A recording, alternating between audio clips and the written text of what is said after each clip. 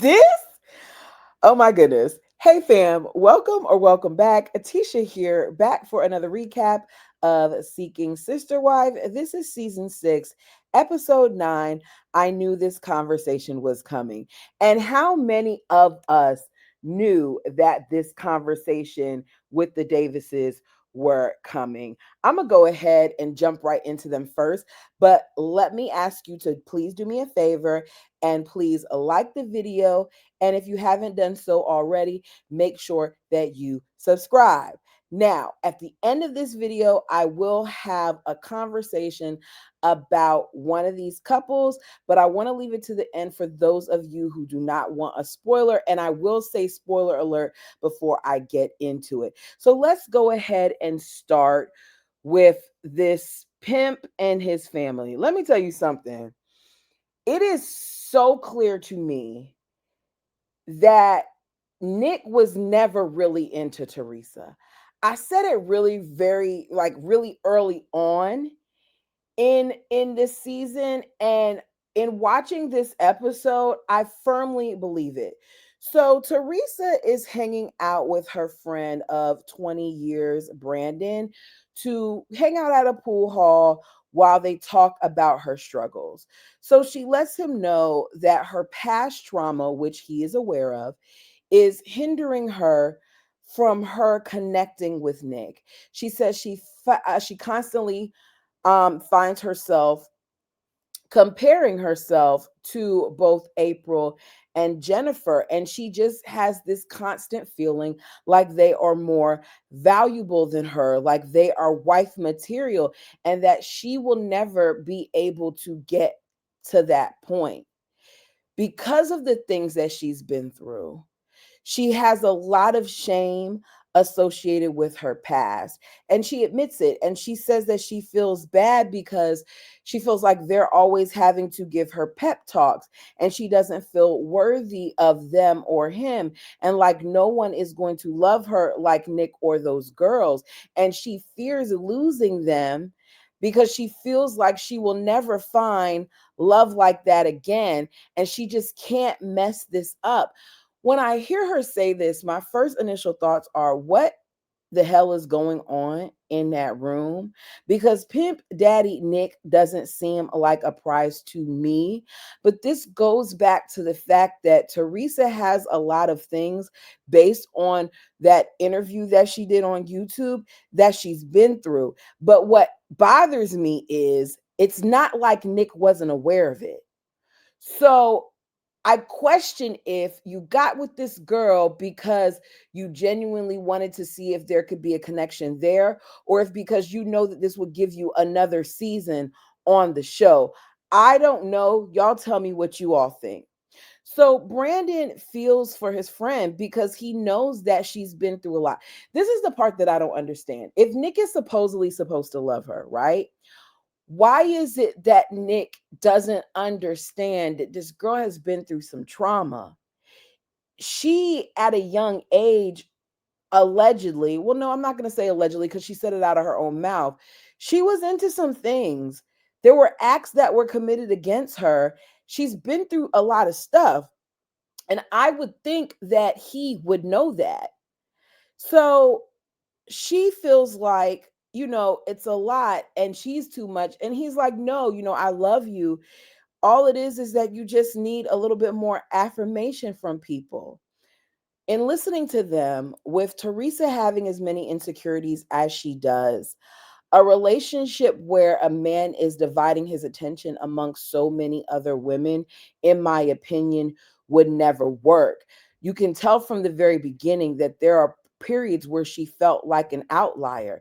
And I feel like you have to be a very strong individual in order to deal with someone splitting themselves in so many different directions.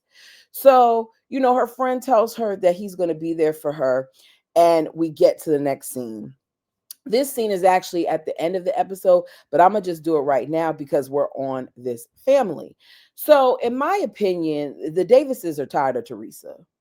They are tired of how they have to keep giving her pep talks and continually having to reassure her and make her feel better. April says that the energy that comes with her is basically so draining that she refers to her as an energy vampire.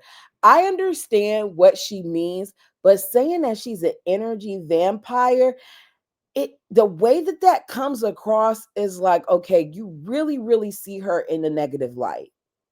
So they decide that they want to talk to her. So April is making mocktails to kind of soften the blow. So Teresa knows that they want to talk to her. And she says, like, she already saw this coming and she really doesn't want to talk about things, but she's going to go ahead and listen. So as she sits down, Nick talks about how the four of them still need to do groundwork. He says the four of them, but it's giving to me that they want Teresa to tighten up or get out. So he says that Teresa questioning whether she belongs has to deal with the way that she feels about herself, not the way that they or he feels about her. And Teresa makes it difficult. Jennifer, who is the more calmer of the two, because Madam April, she says little things that makes me feel like when it comes to the lady, she runs them. So Jennifer says, self-confidence is a big part of this dynamic, and that's just something that you need to work on. And Nick is looking like, okay, I hear you saying all that sweet stuff to her, but let me say what I really want to say. So Nick says she's causing a lot of disruption. You're causing a lot of disruption, Teresa, and the harmony, and we can't function like that. When I heard him say this, I said, okay, he's officially looking for an out. This is him letting her know that he basically wants her out. So Teresa tells him at this point, like, this is a lot and I need a moment. Now, they don't want her to go, but she's like, I need to get in my car. I need a moment. So Nick's like, you know what? I got to make it clear that we've reached a crossroads. And Teresa's like, I hear you. I hear you. She's not trying to hear what Nick has to say. So Madam April is like, Teresa, she just keeps trying to avoid confrontation. She just keeps trying to avoid confrontation because she walks off and she leaves. And she tells the production crew to take her microphone off so she could go. So she goes out in the car as April is like calling her as she's about to walk out the door. And she's like, Teresa, Teresa. And Nick ain't about to chase no woman because he's Pimp Daddy. He's the king of that castle. Don't ever forget it. So he sees the way that she's acting, in his words, is extra, and she could just get the F up and go then. He doesn't like that type of disruption in his house. First of all, I don't like the way that you just said that. Second of all, why did you invite her in your home in the first place? I don't like Nick. I never did. And there is another side to Nick that I do not think we often see because he tries to act like he's this composed, in touch individual that just sits at home and cares for his daughter as he's a stay at home dad, even though I don't really, I don't really question the motives of him doing that. These people have not only moved in this woman, Teresa, but they have moved in her son. I personally would hope that they knew more about her background before they were willing to do that. Because now you basically want her out. And if she leaves, then so does her son. Why do they keep having people come into this household if they know Nick isn't attracted? Nick ain't never been attracted to Teresa. Never. From the first moment I saw the pimp in her on the screen, I said, he's not feeling her. It was obvious. And even though some of this does have to do with the way that she feels about herself, some of this also has to do with the way that Nick is with her. Nick looked like he was often turned off by her. Nick wants individuals that make a lot of money so they can add it to his family pot. He wants individuals that look a certain way, feed his ego, and allow him to feel like he's king. First, Teresa messed up by trying to pull in somebody else. Then Teresa messed up by not thinking enough of herself. Then Teresa messed up because she wanted their last name. He's never been satisfied with Teresa. That's my thoughts on that. You guys tell me yours. Let's go ahead and go to the next couple in my notes, which is Lorena, Garrick, and Danielle. So Danielle is still standing outside the courthouse talking to the cameras. and crying while Lorena and Garrett get married without her. So we see 45 minutes later, and they come out as Mr. and Mrs. Mayfield. Now, Garrick finally, in my opinion, has a woman that he can have additional babies with, and he can say that he is officially a polygamist. So Lorena tells us that she is very happy about this because it's finally sinking in. She really feels like this is all a dream. Now, of course, she says this in her language, and the entire time that she is talking, Garrick looks lost. Danielle is smiling because they don't understand what she is saying.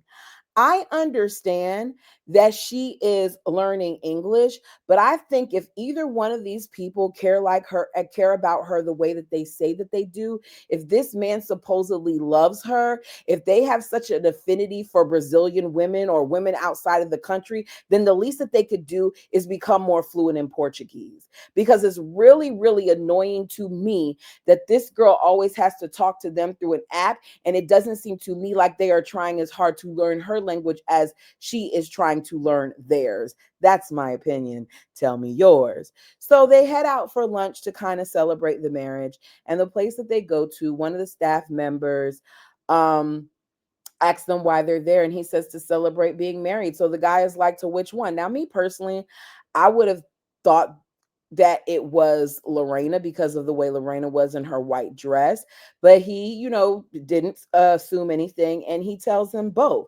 So the guy is like, "Oh, both ladies. Okay, you got good taste. Which one did you marry first?" And so he was like, Danielle first, and then her. And he's like, "Oh, okay, good, good." So he comes around with a shot for them to take. They each take it, and then he does a cheer. No, they do a cheers to the family and God, because they always gonna throw that in a mess. No matter what, they're gonna throw God in it. So Danielle claims she wants all of their relationships to be strong, but there is a little bit of sadness because she wonders what the future will look like. I personally don't feel like Danny wants this as much as she says she does. Not Danny, Danielle. But I feel like this is her story and she's gonna stick to it. So another day we see Samantha and Danielle meet up because Samantha wants the details of the situation, like how is everything going? How do you feel? So she's like, things are going good. They've been running really smoothly. Like there may be some times where I may forget my toothbrush and I have to go knock on the door and get it. I don't understand why both women don't just leave toothbrushes in his room. Like y'all can't have multiple toothbrushes. Like leave it there and leave one at your house. I have a toothbrush that I keep at my man's house. Like I don't understand why you can't keep multiple toothbrushes. Yeah. Anyways, so that's the biggest issue is that and making sure that they change the sheets. Samantha is inquiring about this whole sheet thing, like the sheets really matter. They're sharing all types of juices and DNA. Not trying to do TMI. I'm just saying, like, we're talking about if they're changing sheets a lot. They're sharing a man. They're sharing a man and everything that comes with a man. Y'all saw with the Brown family and Sister Wives how that herpes on the lip, the fever blister, yes, that's a form of herpes. That fever blister was popping around from person to person. So they are sharing things, okay? So, as far as Danielle is concerned, she just wishes that neither one of them was legally married to Garrick. She wishes also that they had different rooms. I don't understand why they don't. And I started writing in my notes. So if a third wife comes, where is she going? And right when I said that, we find out that they are still on the search for additional wives, and that Lorena knew that there would be more. They are talking about there even being a possibility that they go for another person outside of the US. Why? Why do y'all keep on looking for? Why isn't he satisfied with the two of you? Why wasn't he satisfied with just one of you? Because I don't really believe that this is a divine inspiration. I don't see Garrick as opening up any type of Bible and doing so. I just don't buy it. I feel like it's all an act. Anyways, that's my opinion. Tell me yours. So Danielle is acting like she's just oh so concerned for Lorena because she doesn't feel like Lorena is ready to have a third. Because, Lorena is struggling with it. Lorena is just getting acclimated and Lorena hasn't experienced this before. And she's talking like she's the professional polygamous wife, saying how it is often a struggle for women when there is a third wife that comes in. And what if Lorena can't handle it? And what if Lorena and Garrick are struggling in their marriage? And then you get another person coming in, like, what will happen with that? Danielle, talk about yourself, my dear, because we saw you struggle for every single season. Now, I saw clips of some of the old seasons, but I watched season 5, and you really, really struggled in that season with him and the girl. What's her name? Naomi. Like, you really, really struggle. You were crying and all that other stuff, feeling like she wasn't talking to you enough and texting you enough and wham, wham, wham, wham, wham. The only thing that saved you from not having her be in that marriage is she got mad when she found out that y'all lied to her and y'all were getting another wife or looking for one. So, how are you going to be the judge on whether or not Lorena is going to struggle and how Lorena would respond? I would have loved to hear that from Lorena, but that's the end of them. So, let's get to this next couple. Let's talk about the Johnsons, okay? So, Matt arrives home after his date that he had with Angelica is eager to know how said date with Shanae went. She says she's been waiting and waiting and waiting all night to see. So she sits down and she's eager to hear. And he says he tried, but she broke up with us. He lets her know about the date that they went on, that he told her about that date that he went on and that Angelica accompanied him, and that he believes was it. That made it a wrap.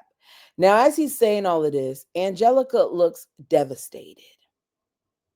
She's talking about how heartbroken she is and how it feels like it's a hole in her heart and how it's been 3 years and how they were truly friends and all these other things. And I just keep saying to myself, this girl needs friends. If that's what it really is, if that's all it is, because there are aspects that we have now learned that TLC is keeping out of this. Some of these couples, it's not just the men dating the women. Some of these couples, the women are dating the women, and I don't understand why they're keeping that aspect out of it, but for whatever reason they are in some of these stories. With that being said, Angelica is still wondering if there's a chance that they could get Shanae back. She says she feels bad. She doesn't want Shanae to feel like she went behind her back. Why did y'all never address the fact that she went behind your back? She cheated on the both of you. You cannot be this desperate for friendship. Like, come on, girl. Get some esteem about yourself. Go out on Facebook or Instagram or one of these places and get in a community of people where you can meet some friends. Get on TikTok and put your area code and say friends. I'm just putting out suggestions here, but come on. So he's talking about how hard this all is on him, but I don't buy it. I don't think that he was in love with that girl. I don't think so. Because after 3 years, and if she was all those things, then you would have made some type of move to make her feel like it was more of a permanent thing. I think that he enjoyed doing certain things with Shanae, but I don't think he's as heartbroken as he's trying to make himself seem. So Angelica is devastated, and she's sitting there talking about how she like wanted forever with her, and now it's just over. So they're talking about what's next, and he hopes that they can look for another wife in the future, but he says he's going to need some time. He doesn't want to jump into anything until he's kind of over the whole situation with Shanae. And Angelica got into this in the first place because she wanted community. She wanted community outside of her family. So she says the past 3 years that they were doing this, no one in the family has known that they were dating, with the exception of Angelica's sister. And they know that their mother is, or her mother-in-law is very opinionated. But even though they're now done with this girl, they're going to go bring it up to the families. This makes absolutely no sense to me. It's given, we don't have anything else to film for this season because there's nobody else who's interested in us. So let's go ahead and tell our families now so that we can have more to film. They probably would have found out once we got on the show anyways and it aired, but let's go ahead and create another scene by doing this. I don't understand why you would have this conversation once the girl is gone.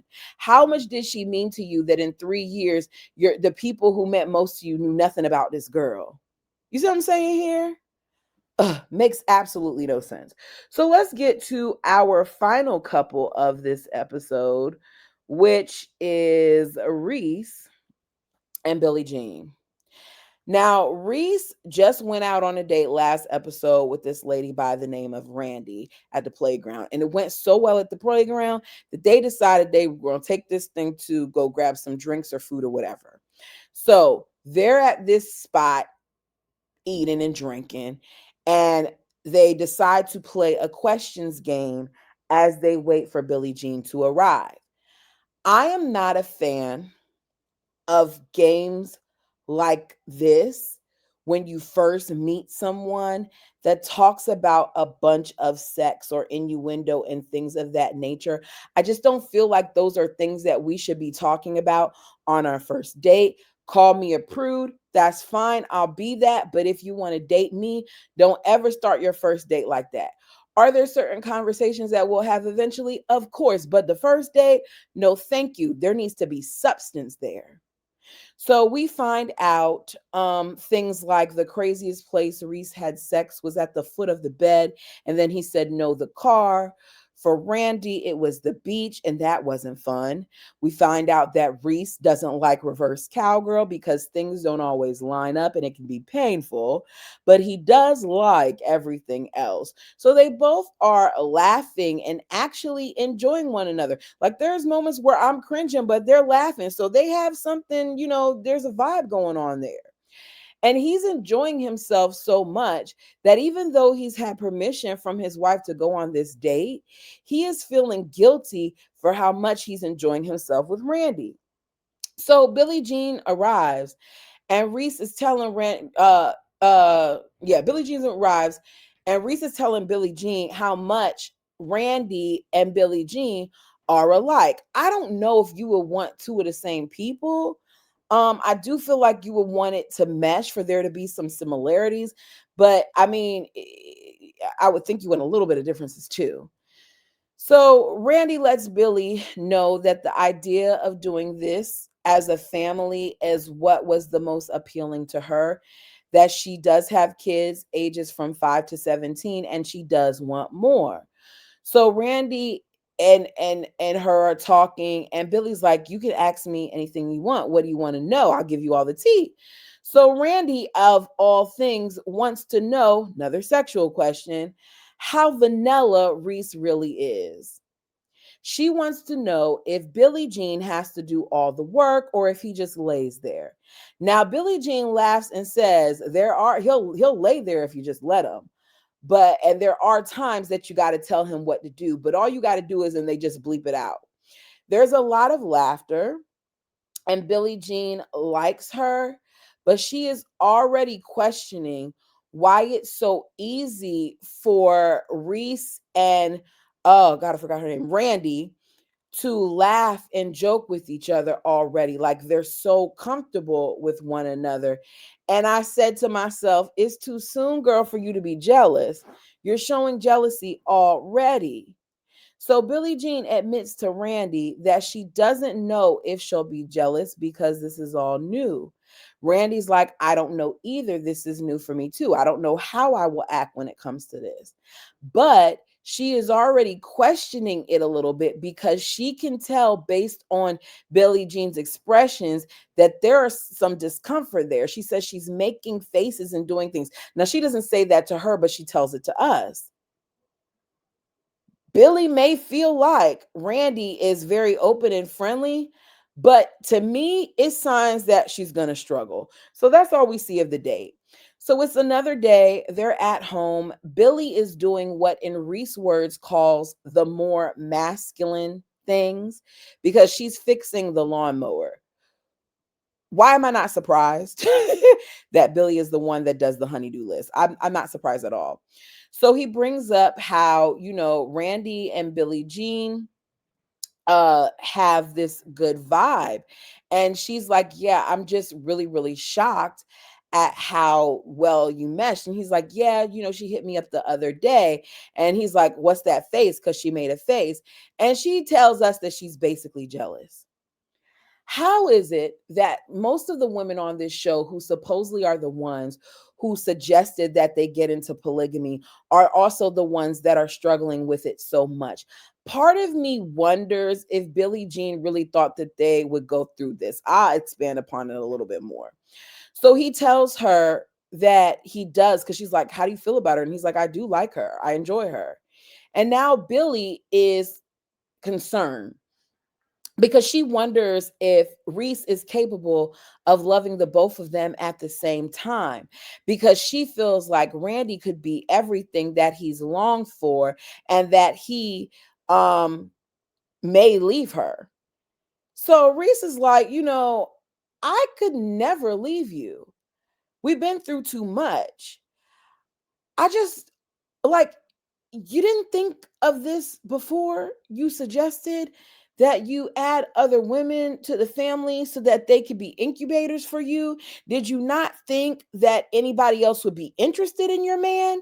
Did you do this just to be on the show? Because it's not making sense to me. They haven't even really gotten deep into anything, and she's struggling. So now, to be more comfortable, she wants to change the rules.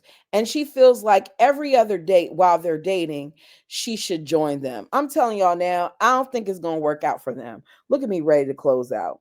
Let's get to, matter of fact, let me share my screen. You guys, go ahead and like the video. If you don't want to know the spoiler, leave now, because I'm going to share a spoiler about Garrick, Lorena, and Danielle. So leave now.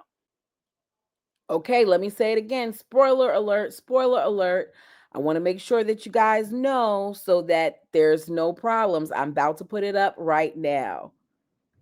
Let me remove this. All right. And here we have our spoiler, which says Seeking Sister Wives stars Lorena Garrick and Danielle Mayfield welcome first baby together. First of all, do you all see this freaking baby is gorgeous? And look, Lorena looks good. But they got a baby. They have a baby together. This was published today.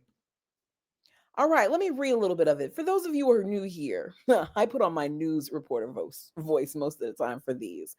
All right, so it says Lorena Garrick and Danielle Mayfield's family just got a little bigger. The Seeking Sister Wives stars welcomed their first baby together since Lorena joined the family as a sister wife. A daughter named Sarah Mae Mayfield, the new addition, joined the family on July 3rd. July 3rd? Now, I know some of y'all said that she had a baby, but I didn't realize it was that long ago. On July 3rd at 7:46 a.m., weighing in at 8 pounds, 8 ounces, and measuring at 21 inches long. Good sized baby. While sharing the news exclusive with People ahead of the Monday, November 17th episode of the TLC series, the newly minted family of 7 opens up about the pregnancy, the birth, co parenting, and how the little one's older siblings are adjusting to the new addition. Lorena, who tied the knot with Garrick on October 9th, 2024, tells People, I am so happy to see Sarah growing up alongside her siblings, creating bonds and receiving so much love from the whole family. She is very smiley, always with a wide and cheerful smile. And when she sees each of us, baby Sarah is definitely a squeaker. She is loud. I wonder if she might be an opera singer someday. She's got some lungs on her, adds Garrick, referring to their little girl. I'm excited to see more of her personality and seeing her and Leah, I think that's the daughter's name, as sisters playing together and growing up together. It is a blessing that we had Sarah at this time because Leah will grow up with her also. She is a cutie patootie. Look at those cheeks. I still cannot believe that, she had the baby back in July. Lorena tells people her pregnancy was filled with a mix of feelings and emotions as the experience was completely new to her. It was something new for me to feel something growing inside of me, a human being. I've always been very emotional, but during pregnancy, I was 3 times more emotional. Every kick I felt from my baby was an inexplicable sensation. Yeah, I remember that. I also had a lot of nausea. I remember that too, girl. Good gracious. Good. Let me tell you something. That nausea, it was not morning sickness. It was all day sickness. And mine was the worst when I went to work. Let me keep going. I also had a lot of nausea and I felt very unwell, but I came to understand the changes in my body. Reflecting on the moment she found out that she was pregnant, Lorena shares that everything has become new and magical for the family. She adds that her first pregnancy sign was an intense craving for some tomatoes with salt. One day at a Mexican restaurant, nothing seemed to have any taste. Even my drink seemed strange. Garrick and Danny noticed that I was different, and Danny suggested that I take a pregnancy test, she says. At first, I denied it, but a few days later, I decided to take the test and it came back positive. She adds, I could hardly believe it. I could, I could hardly believe it. My heart raced, tears of happiness streamed down my face, and a unique feeling overwhelmed me. She shares that the moment began to change the family's lives, bringing in new routines, feelings, and emotions. But above all, an enormous feeling of joy and love accompanied us as we planned the arrival, buying clothes, decorating the room, and dreaming about every moment to come. So I'm not going to read this whole thing. What I will do is I will include this article. No, I don't want to do that because no, I'm going to include the article. Ooh. I'm gonna include the article. I'm gonna put up their spoiler so that I don't, in case people don't want to click on it. Anyways, she looks beautiful. I never knew that, this was a thing, but she looks good. She's grateful and all those other things. I haven't read this whole thing, but I'm just sharing the look. Beautiful kids. I just love when babies have chunky cheeks and chunky legs, and this baby definitely has that. Go ahead and give it a read. I just was so surprised at the fact that she already had the baby. I know there was some stuff out there saying that she was pregnant, so it is clear that I don't know how long she's gonna be here, but for now, this is very much so a thing, and they are very much so obviously still together. But thank you guys so much for listening. Let me know your thoughts about this. Do me a favor and put it down below. Thank you guys so much. Like the video and hype me up if you still have it. Until next time, peace.